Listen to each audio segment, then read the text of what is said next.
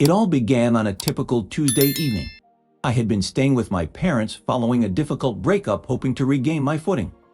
I had anticipated this as a temporary arrangement, a brief pause in my life, until I secured my own place. However, that night took an unexpected turn. While gathered around the dinner table, my father, typically reserved about my personal affairs, suddenly fixed me with a chilling stare. "I wish you would just leave." His words pierced the silence like a sharp blade. Though his remark stung, I tried to convince myself it was a fleeting moment of frustration. Perhaps he was tired, perhaps he didn't mean it. Yet when I turned to my mother, her eyes lacked the expected warmth, and instead she uttered, "You're a burden. Things were easier before you returned." Time seemed to stand still as my heart plummeted. The woman who had always been my unwavering support was now telling me I was a hindrance. As for my father, while his sentiments didn't come as a surprise, hearing them spoken aloud carried a different weight. Recounting a different encounter, I glanced at both individuals before contemplating the idea of defending myself briefly. However, it seemed futile, as they had already made their conclusions. The debate was essentially concluded before it commenced. In that moment, I opted for silence instead of engaging in a futile argument. I rose from the table, quietly retrieved my jacket, and exited the premises without uttering a word or providing an explanation. The silence that enveloped me conveyed everything left unspoken. Stepping out into the chilly night air, I did not feel wounded by their words. Instead, a sense of relief washed over me. It became abundantly clear that I no longer belonged in that environment, tainted by finger-pointing and resentment. I embarked on a directionless stroll, forsaking any predetermined destination, while firmly deciding that I was finished with feeling like an outsider within my own family. I secured a place to spend the night, not flawless by any means, but it was my own sanctuary, free from malicious insinuations and critical gazes. However, as the night unfolded, a new sensation began to stir within me, a feeling previously unknown, a yearning for justice or perhaps revenge. I had been wronged. I was determined to show my parents that their actions had hurt me deeply. As I contemplated my next moves, I came across a surprising discovery the following morning. My phone displayed a series of missed calls, a total of 18 from my parents. Instead of immediately responding, I recognized an opportunity in front of me. I refused to be passive in this situation. They may have wanted me out of their lives, but I vowed to make them realize the consequences of their actions. Reflecting on my options, I debated whether to ignore them or showcase the impact of their behavior. This wasn't merely about seeking revenge. It was about making them comprehend the pain of feeling undervalued and disregarded. As my plan took shape, I resolved not to give them the satisfaction of knowing they had wounded me. Rather, I aimed to make them understand my worth and recognize their need for me. My plan for forgiveness involved making them truly understand how much they had taken me for granted. I intended to subtly remind them of my worth, starting with small gestures like social media posts and casual mentions in conversations. My aim wasn't to overdo it, but rather to show them what life would be like without me, to make them realize they had lost something valuable. I believed this was only the beginning. They had created the situation, and I was going to leverage it to the fullest. However, just as I was gearing up to strategize my revenge, an unexpected event occurred.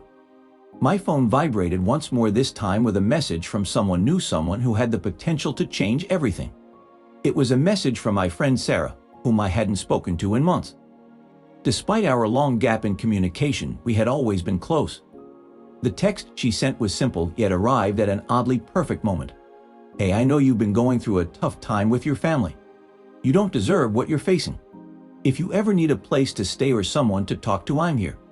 I paused, contemplating the unexpected offer of support. For a moment, I was unexpectedly shaken by the impact of that straightforward message.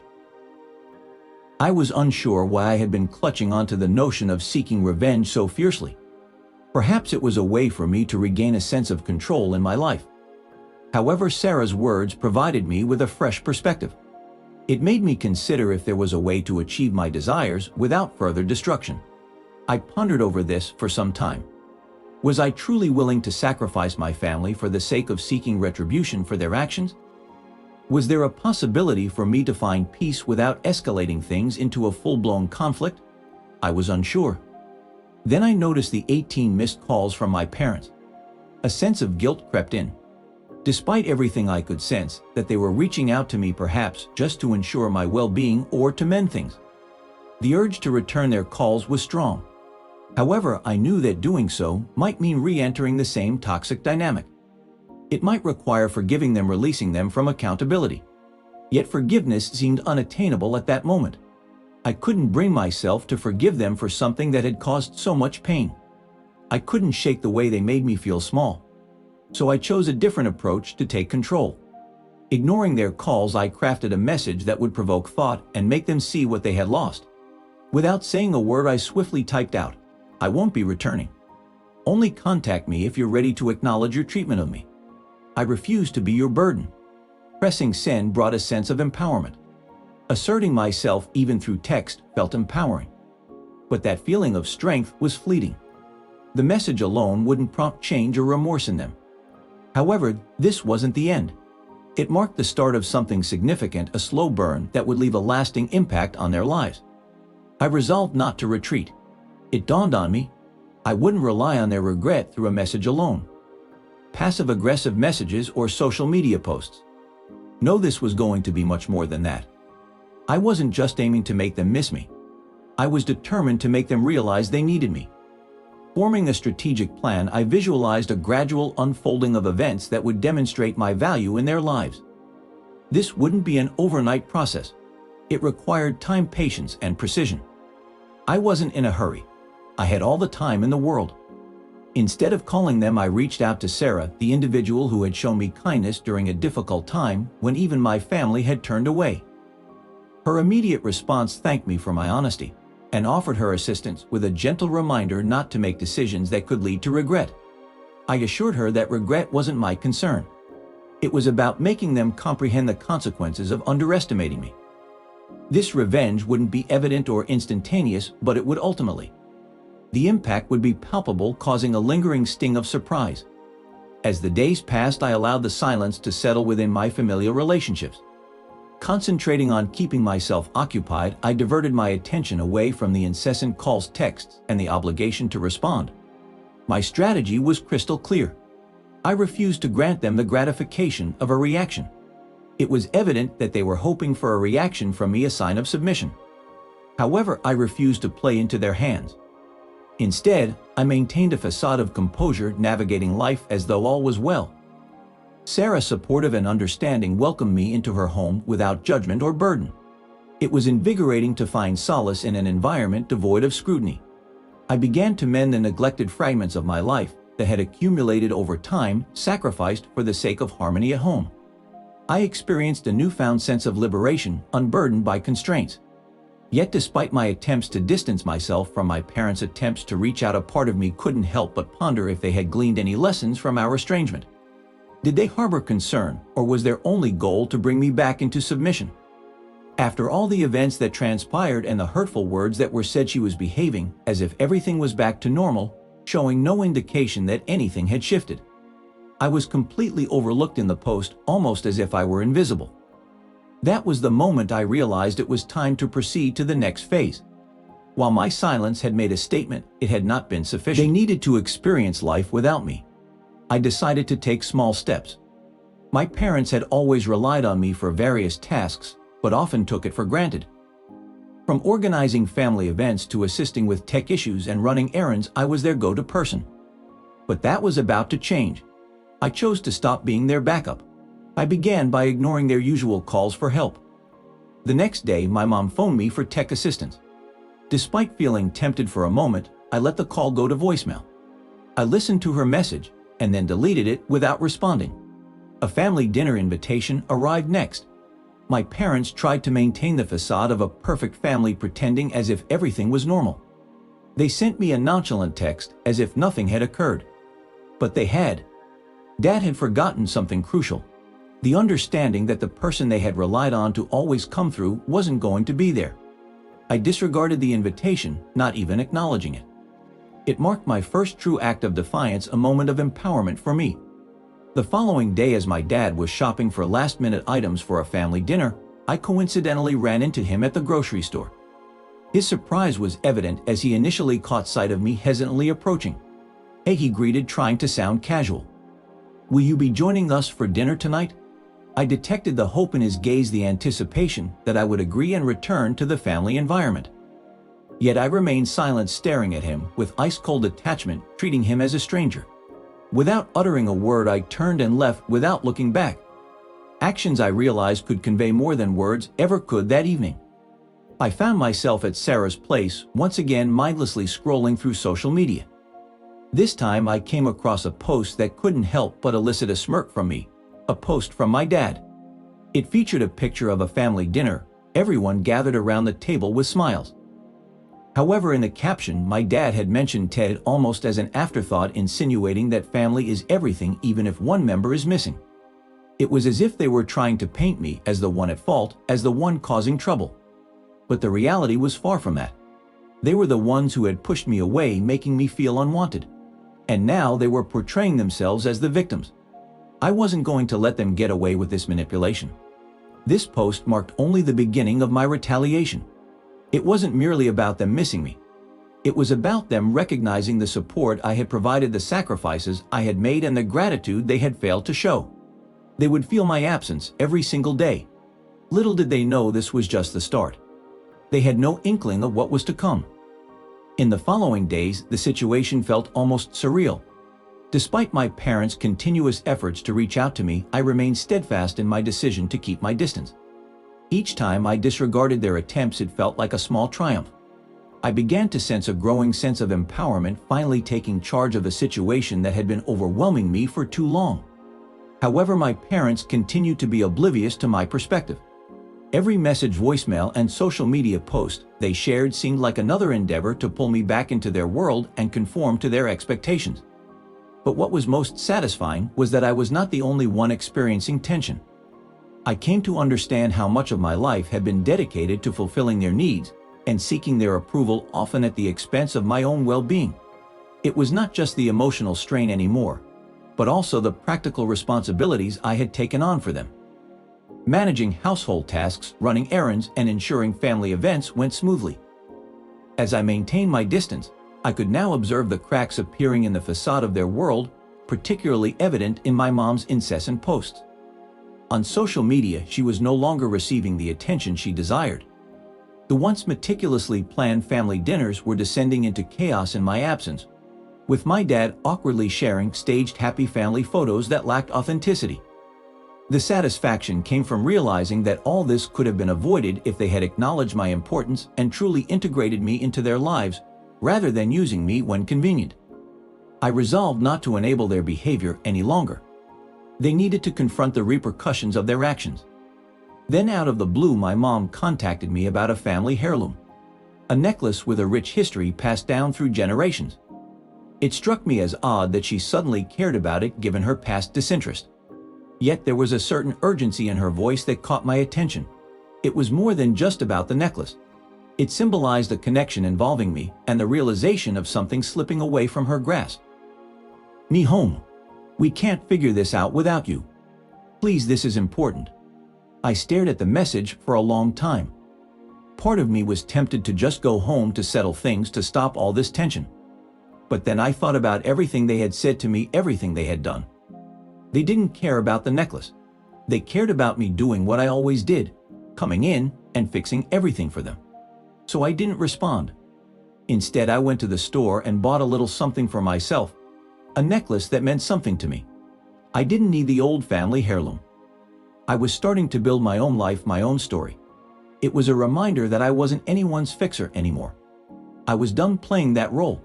I kept seeing their calls, kept seeing their texts, but now when I looked at them, all I could think was how much I'd been their emotional support without ever getting the same in return. It was time for them to figure things out on their own. A few more days passed and the silence between us grew.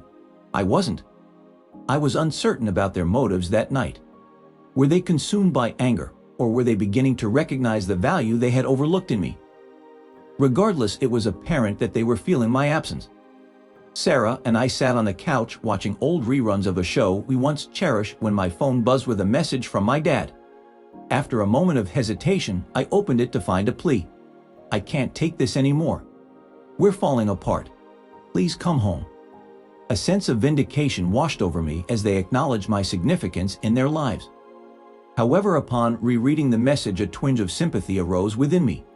They were also hurting, albeit in their own way. It wasn't a perfect apology, but it signaled a shift in their perspective. Could I find it in me to forgive them for the hurtful words? Was this plea enough to lure me back? I was not going to go back and act like nothing had happened. No, not yet. They needed to show me they truly understood. I wasn't going to walk back into their lives just because they asked. I wanted them to earn my trust. Oh, I sent a message back, but it wasn't what they were expecting. I'm not coming back until you realize how much you've hurt me. Don't ask me to fix things.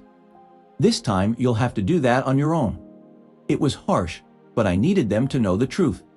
I couldn't just forgive them for the sake of it. They had to understand the consequences of their actions. The silence between us stretched on, and it was clear they were struggling without me. But for me, that silence was the loudest message of all. It was the sound of them finally understanding how much I had meant to them. And that's when the real revenge began. Days turned into weeks, and I could feel the weight of their silence pressing down on me in ways I didn't expect. The calls and texts kept coming, but each time I ignored them, I had sent my message. I had taken a stand, and now the ball was in their court, which oddly felt empowering. It was liberating to no longer be their emotional punching bag or someone they could take for granted. For the first time in years, I felt at peace with myself. I was free from their drama and constant demands, allowing me to focus on my own needs and building a life for myself. Without me, their world started to unravel, revealing cracks in their perfect facade. The family they portrayed was no longer holding together, and the cracks were growing wider. The pivotal moment came when I received a message from my mom that cut straight to the chase. No fake pleasantries or pleas to come back. Just a raw admission of needing my help because Dad couldn't fix the sink and she didn't know what to do. I've attempted to contact plumbers without success, unsure of where to even start. Reluctantly, I find myself at a loss. The impact of a recent message struck me differently from the rest. It wasn't a mere request to come home or engage in conversation. Rather, it acknowledged a reliance on me for tasks and support that went unappreciated before. Realizing they couldn't manage without me, they sought my assistance. This epiphany sparked a realization that my retaliation was not yet complete. I allowed the message to linger, contemplating the significance. My mother, who once labeled me a burden, now sought my aid. A poignant revelation, though it did not erase the feelings of rejection and inadequacy previously imposed upon me. Their belated recognition of my importance did not absolve their past actions. I made the decision to finally speak up, but my response wasn't what she had hoped for. I regret to inform you that I cannot assist you with this matter. It is imperative that you take the initiative to resolve it independently. Over the years, you have continuously emphasized that I am a burden, and it is now clear to you the challenge of managing without my assistance.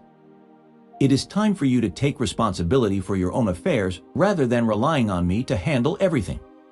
After clicking the send button, I leaned back and observed the screen with a peculiar feeling of contentment. I no longer felt remorse. I had spent so long catering to their needs at the expense of neglecting my own. They needed to comprehend the impact of their words and behavior. The ensuing silence was profound. Neither my mom nor my dad responded. They were at a loss for words because for once I did not conform to their expectations. I refrained from coming to their aid. Days later, I chanced upon my dad at the grocery store. Initially, he did not notice me, but when he did, his expression turned solemn. I perceived disappointment and a hint of trepidation in his eyes, as if he realized he had overstepped a boundary. He approached slowly, initially avoiding eye contact. After clearing his throat, he began look about the other day, but I interrupted him. No, I interjected firmly. It's not about apologies anymore. It's about respect.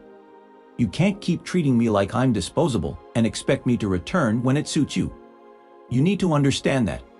His expression wavered, and briefly I thought he might attempt to justify or apologize for his behavior.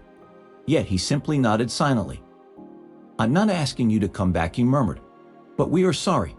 We realize we've been wrong about many things. It was the closest to an apology I'd heard from him, but it fell short. I understand, I responded calmly but decisively. Words alone won't mend this. Actions will. I need time and proof that you're committed to change, not reverting to old habits. He nodded again, this time with more determination. I comprehend your feelings. I am hesitant about experiencing the loss of your presence for the first time. I sensed that my father grasped my sentiments, yet it didn't compel me to rush back. I sought more significant signs of change from them. The conversation left me with mixed emotions. One part of me felt victorious, believing that I had finally made them acknowledge their error. However, another part questioned whether they were merely telling me what I wanted to hear to reconcile. I was not prepared to forgive them at that moment. They needed to demonstrate genuine change. I resolved to continue living life according to my principles. It was essential for them to realize that I wouldn't return at their beck and call. The ensuing silence lasted for another week, during which I sensed the balance of power shifting. They were no longer in control. What they failed to grasp was that this was not solely about their comprehension. It represented my journey towards self-empowerment, realizing that my dependency on them was not as vital as I once believed. Maybe they would finally understand the lesson through experience as time went by. As I began to prioritize my own life over their constant demands, something unexpected transpired. Instead of a grand apology, I noticed subtle yet meaningful changes taking place. My father took the initiative to hire local handymen to address household repairs he'd previously left to me. My mother started taking more ownership of her own affairs, relieving me of the burden of coordinating every family gathering. They were slowly adapting to functioning without my constant assistance, and I found satisfaction in witnessing their efforts.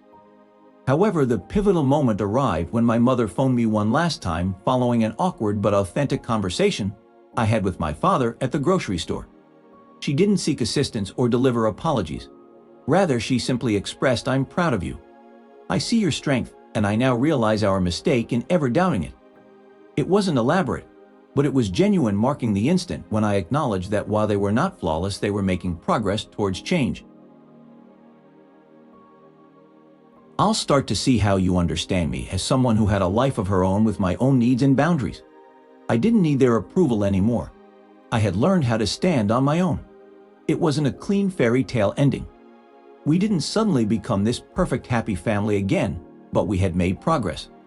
For the first time, I felt like I was in control of my own life and story. They were still learning and growing just like I was. But now, I wasn't there to fix everything for them. I had learned that sometimes the best way to help people is to let them figure things out on their own. In the end, that was the sweetest revenge of all, finding my own strength and taking back my power. The silence between us wasn't broken completely, but it was no longer defining. It had transformed into something else, something quieter and more peaceful.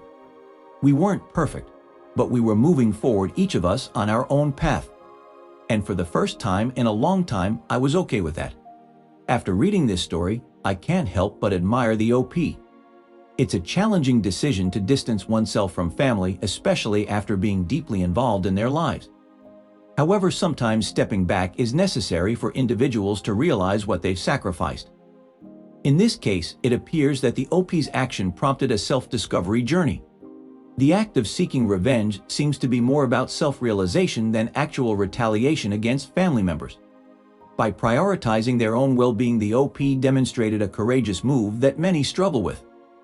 Do you believe cutting off family ties, even temporarily, was the right choice for the OP?